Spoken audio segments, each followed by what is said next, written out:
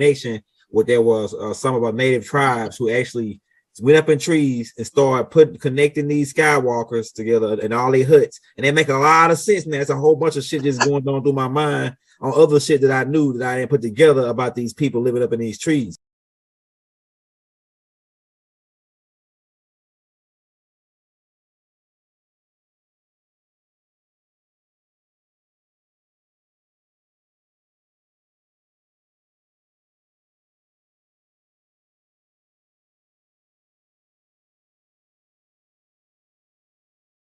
And what we have been told or led to believe by mainstream media has been only there to confuse us, mislead us, and turn us on one another. So if we're going to ever get to a point of liberation, of freedom from all of this oppression, one thing we're going to have to do is get past jumping to assault each other openly and in public without cause, and no one's doing that to us. So what happens in the community is people begin to speak on things because it look a certain way. But if you understood the divide and conquer mechanism and how it works, you would know that the whole system is set up to turn us against each other. And when you start to mix the rules of the street with investigative reporting, you can ask the wrong questions that can get somebody severely hurt. And that's what made me bring up James Prince, because there was a situation similar to what young Pharaoh's doing with the nation in Farrakhan. He's not really understanding what he's doing, so I'm going to touch on some of it. But until I talk to certain people, I can't openly disclose a lot of information that I will be able to once I made those ends connect. So where we finna go with this is we're going to start with what happened with the J. Prince scenario. All right. A few months back, James Prince released a tweet when one of his people was robbed in New York. And he told the people in Brooklyn, or he asked them rather, if any of them knew who this was, if this was their people, and to sit down with him or, check on it so that they can get an understanding. And I heard several different YouTube channels ask if James Prince was snitching by putting that tweet out. So everybody in the streets, I'm not talking about music industry types, I'm not talking about businessmen, I'm talking about anyone who is in the streets that deal with day-to-day street life. They will understand that what J. Prince done was necessary. He had to address it publicly because the gentleman that did the robbery put it on social media publicly. If he doesn't say anything publicly about it and give the people who are the OGs in that area the opportunity to clean it up, then James Prince would not be following the rules. So what was James Prince doing? In the tweet, he basically told New York, specifically Brooklyn, where the guys that was from, that committed the act, and posted it on social media. Now, nobody had never heard of James Prince going out public and openly addressing the issues that he was dealing with in the streets. He never talked street business publicly. So why would he come out after never revealing himself publicly and all of a sudden release a tweet addressing openly street matters publicly? The reason for that is this. James Prince know the rules of the street. All right?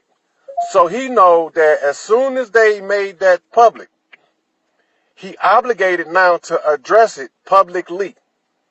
And y'all got to pay attention because this is how the reporters can get somebody hurt. Now, the reporter's presumption was that he might be snitching by putting out that tweet, which is nothing further from the truth. You can't snitch on somebody that told on themselves, first of all.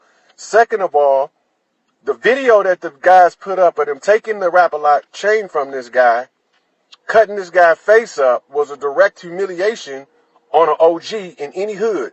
So you can't do that to an OG nowhere. Now, everybody in the streets know that James Prince is known for following what they call the code of respect. So, following the code of respect, he have to address this matter, and he have to do it publicly because these boys put this stuff into the social media in a public forum. So, James Prince addressed it publicly. So, before I go any further, I'm going to say hi to the family up in here, checking me out, trying to get this stuff situated where we can stop going at each other's head and we can clean up this mess that they laid down in Babylon on this divide and conquer. So I'm going to say for all of y'all that's here now, greetings. I'm glad y'all here. I'm not going to go into a whole bunch of different greetings from everybody because they already know I speak. I'm from the hood, I'm from the block. I'll say, what's up? What's up? That's everybody. That's the Muslim, Assalamu alaikum, and the Rahubats. And that's all that in the what's up. So if y'all get offended because I didn't use your term of address, then I can't control that. But I can say what's up, how y'all doing, and much love. So when we get back to this situation, now what did the media types do? They begin to put pressure on OGs in the street to come out and make statements. Nobody was ever supposed to issue a tweet, a verbal response, or an interview dealing with the tweet from James Prince.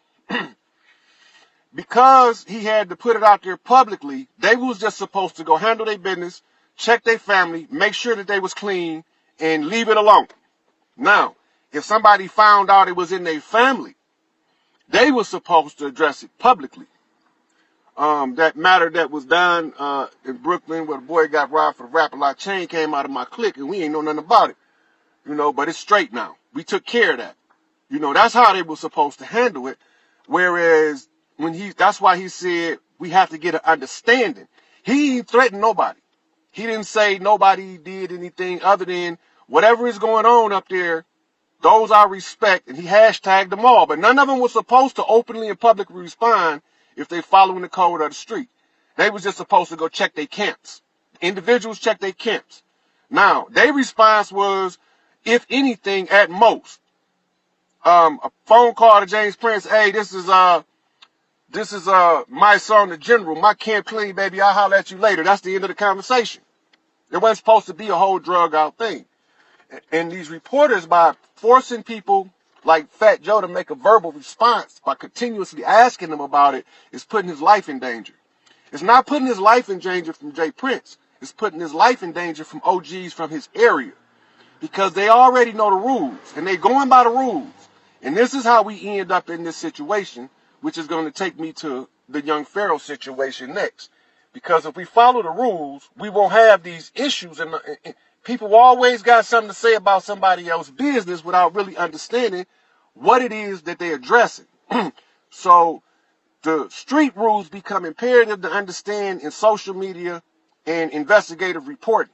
Because you're not supposed to ask people from the street about street things so you can put it out in the public domain and get somebody hurt. So y'all got to understand this. You can seriously have a person's life snatched from them by putting the wrong stuff on social media and putting the wrong stuff in an investigative report in a documentary. Now, I did a video a couple months ago, about a month and a half ago, about Tupac. I had to take the video down because it put somebody's life in danger. And later on, once I was able to know that that person was secured, I was given permission to put it back up. So I posted it back up with an explanation. So what did young Pharaoh do to prompt me to give this address? Now, I hope somebody tagged him on the video that I was going to be coming on here because I want him to see this.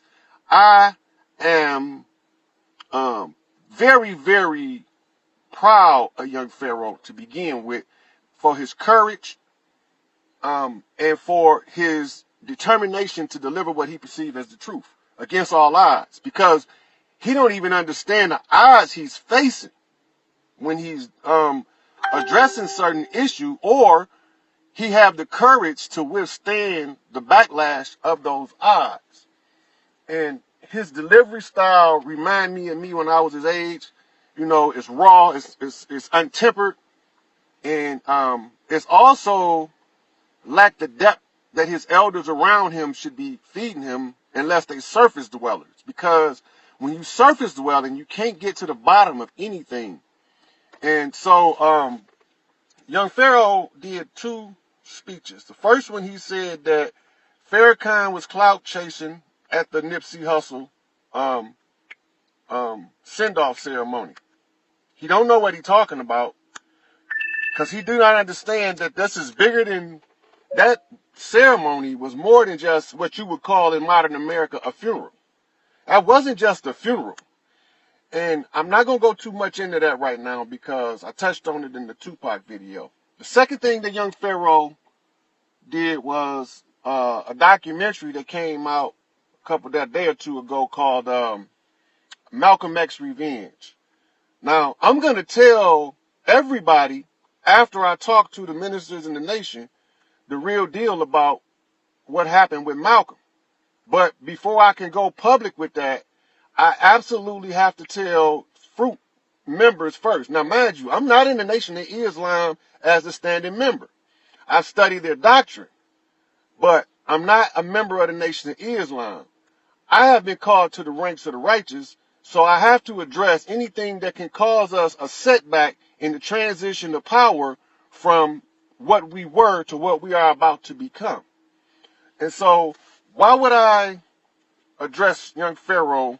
It's because I like young Pharaoh. I genuinely like the brother, and I like the methods, and I got a lot of research that I would like to share with him in order to make sure that he walked flawlessly along his path, because he got the skills to pay the bills. He know how to deliver the information, but he's not getting depth information. He's getting the surface dwelling, divide and conquer information. He's not getting the unity doctrine. Whoever his elders are, they need to go back to the drawing board, because if they knew how to read the signs and they knew what they're supposed to be doing, then they would be teaching him the unity doctrine. They would know, if they was truly raised in past masters as they claim to be, they would know. And they would not be sending Pharaoh out here to attack somebody without knowing some of the secrets of secrets, so to speak. And when I say secrets of secrets, the brothers in the lodge, in the shrine, the Templars, they all know what I'm talking about. But many of the lay person, the average person that get up in the morning and go work a job 9 to 5, pay their bills, and don't worry about what's going on in the world, they have no clue. We are living in what you call a bifurcated world. Our world is broke up into 2 parts, the spiritual world and the physical world. And so what we see with the naked physical eye is not necessarily the spiritual essence behind it, or the spiritual catalyst or motivator. In saying that, the Malcolm X situation is not what we think it is. Now, I got to say this about what young Pharaoh, because I listened intently. On the surface, everything that he said is correct on the surface. Everything he said correct on the surface. But he don't understand the motivators. He don't understand the fact that we coming out of a redemption process for those who allowed some atrocities to take place on earth that allowed us to be persecuted as we persecuted others for a prolonged period of time, much longer than 400 years that we've been suffering. And so, because Pharaoh's elders are not getting him the correct information to effectively deal with this situation, deal with this matter, I'm offering. So anybody know young Pharaoh, put him on my page. He inboxed me one time. I give him my number, and he'll have all of the information I got access to, and I give him all the references he need in order for him to stop launching this futile attack against Farrakhan and the Nation of Islam. Because when he see what's coming next, his mouth gonna hit the floor. as will most people, because they think they know, but they don't. Now, so this goes to Pharaoh, Polite, Crumb, all of them Setis, Suit and Seti, Sarah Seti, the Flat Earthers, the Hollow Earthers. We cannot continue to bicker and fight each other and claim we are trying to get from under an oppression. As long as we bickering and fighting each other and we talking about we trying to get from under this oppression, this is the changing of the guard. And there's only two things required. And that's to respect the women and to stop fighting each other. That's it. Respect the women, follow the unity doctrine. If you don't know how to source the information, it's real easy, but I will show you if you haven't done it yet. And that's anybody who want to get out from under this misery. As Malcolm said, I'm willing to work with anybody that's sick of this miserable condition on earth. So, the unity doctrine ties into the secret societies. It ties into the secret societies in the black community. It ties into the Prince Hall Masons. It ties into the Shriners. It ties into all of the Templars. All of this goes back to the unity doctrine, being that if you want to, okay, the prophecies say it. Now, if it's a prophecy, there's a series of signs in place to read a prophecy. So if the prophecy is put in place, that means that prophecy is revealing what they call a divine plan.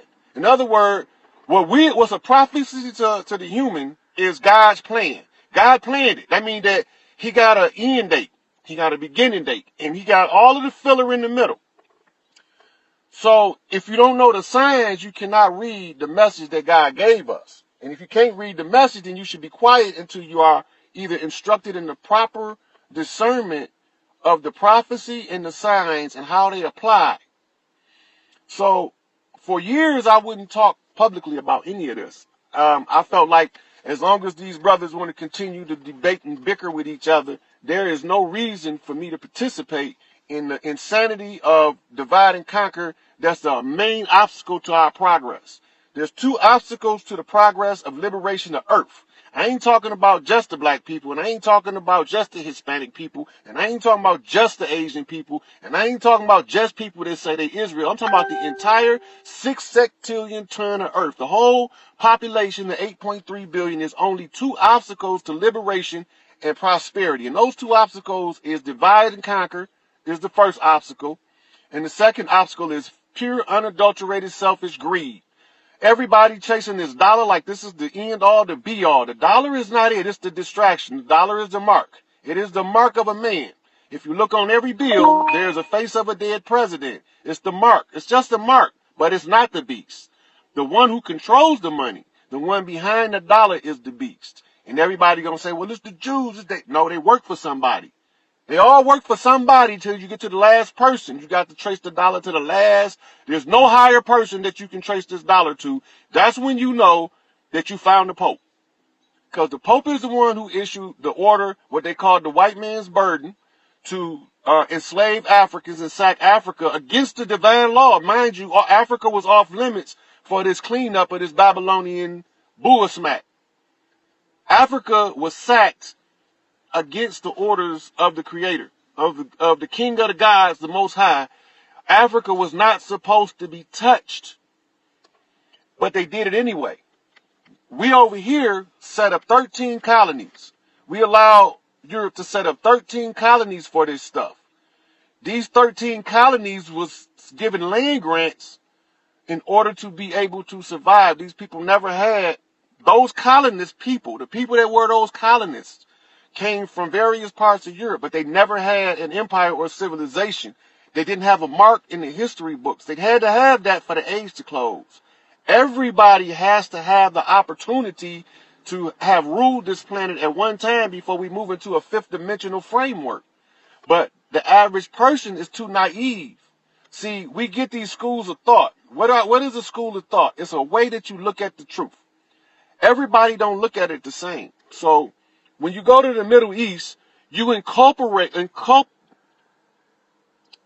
go to the Middle East, you include in the liberation and spiritual doctrine the culture of Arabs. and call it Islam. That's not Islam. That's Arab culture and Islam. That's why the Nation of Islam look different. They not Arabs. Farrakhan has said that I don't know how many times. We not Arabs. We over here. We dress how we dress because our founder gave us this because we were not Arabs. But when Siraj Wahaj, Bilal Phillips, and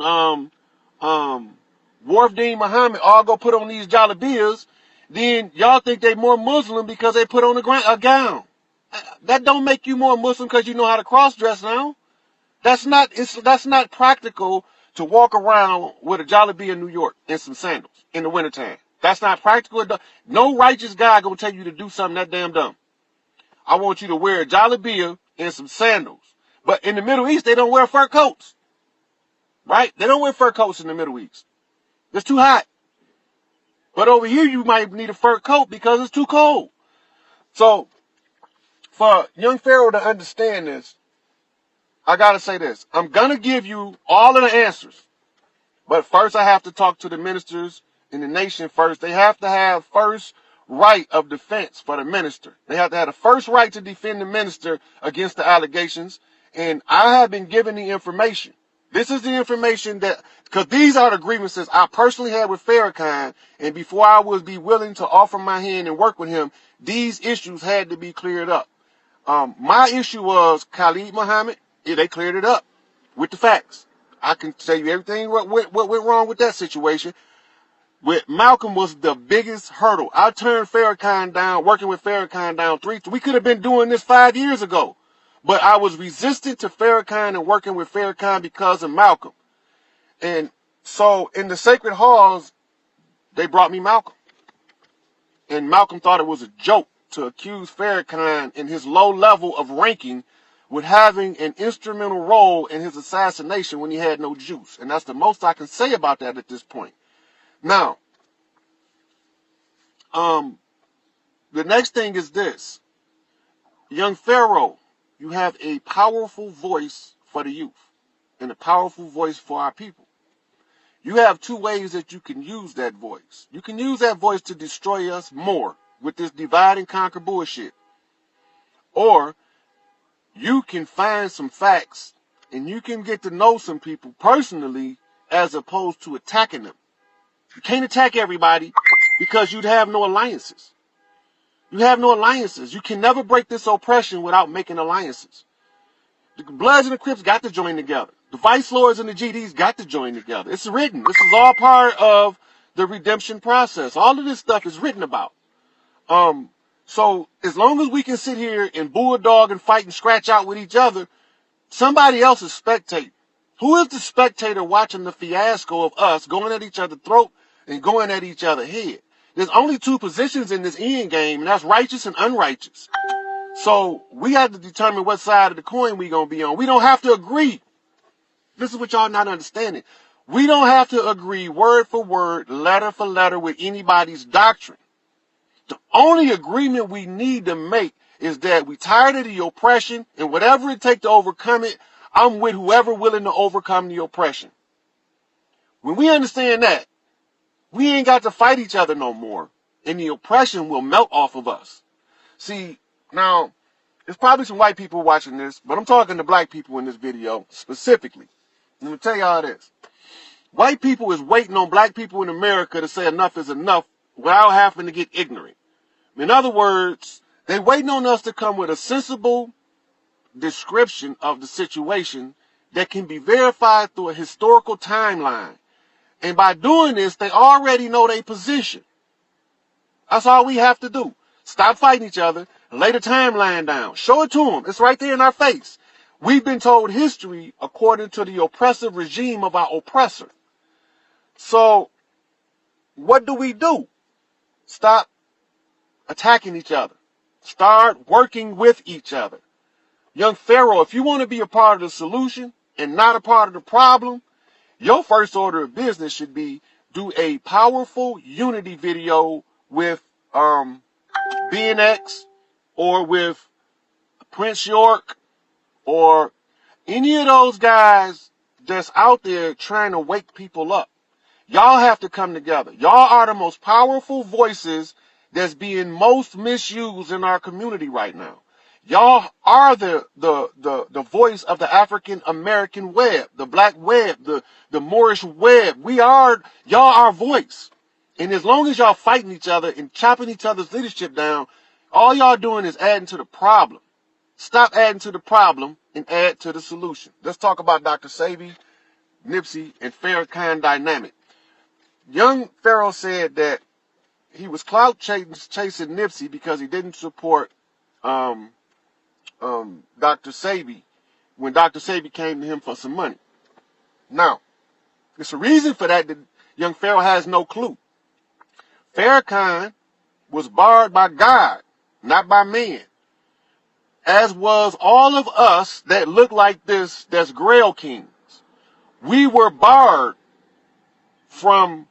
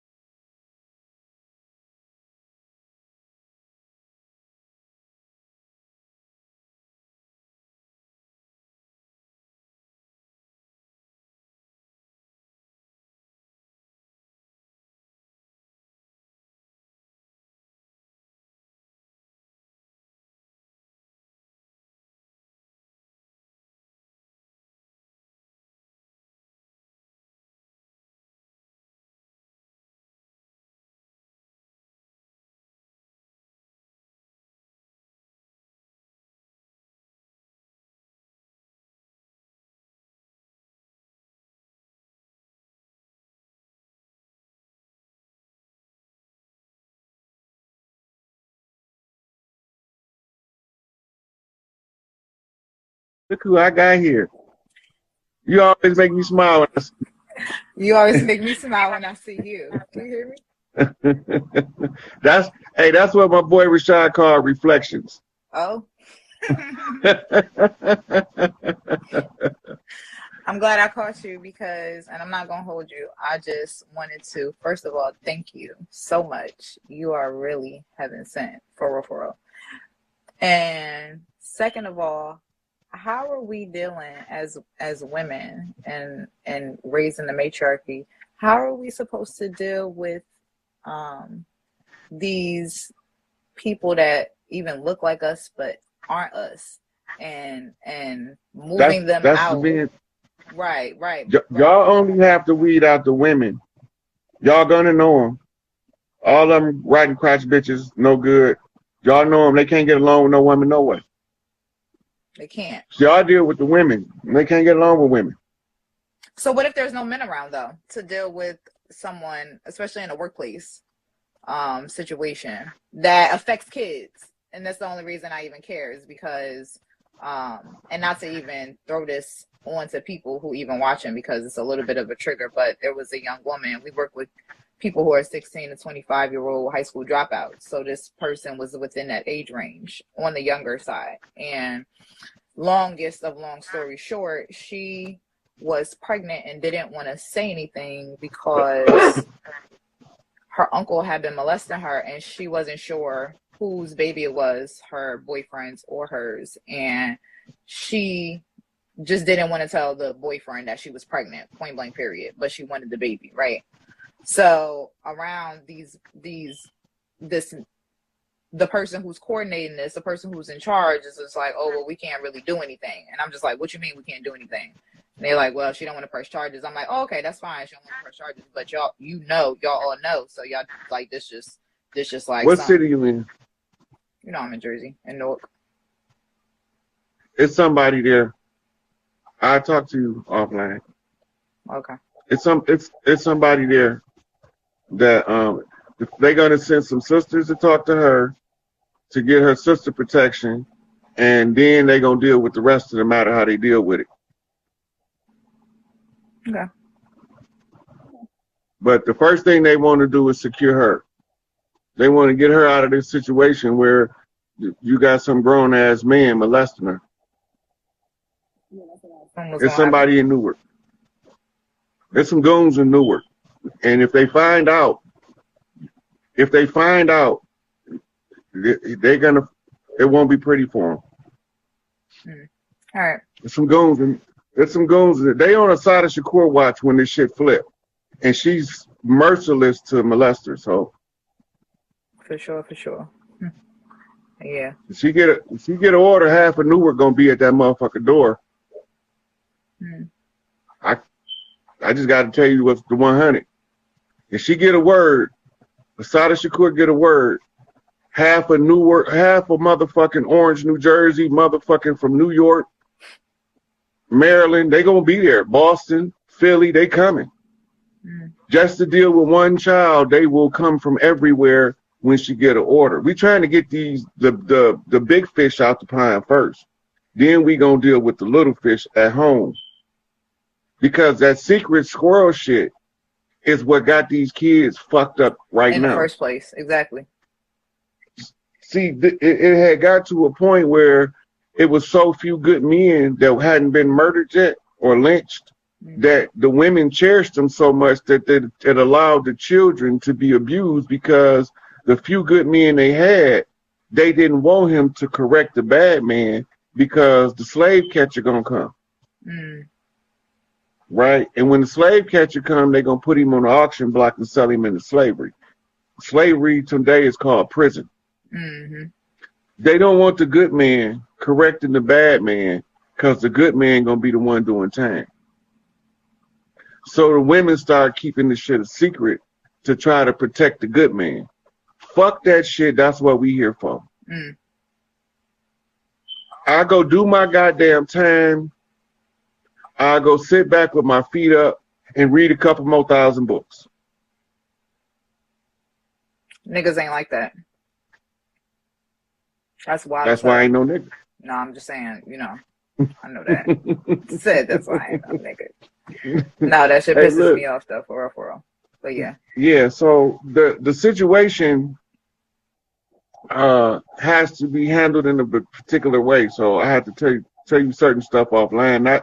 Not because I'm keeping it a secret. It's because the people who you have to contact, they can't be exposed right now,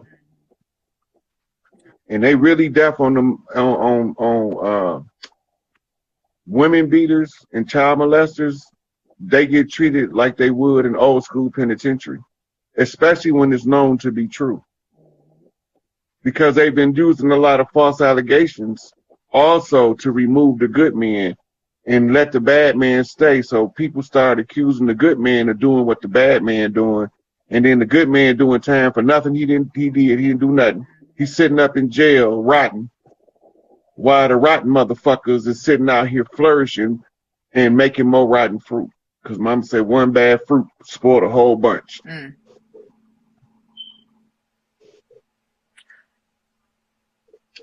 I think that you're absolutely right. When you say the men got to handle it, it's just, you know, that part where it is something to consider, especially because the police being involved take it to a different level for everybody. But you know, my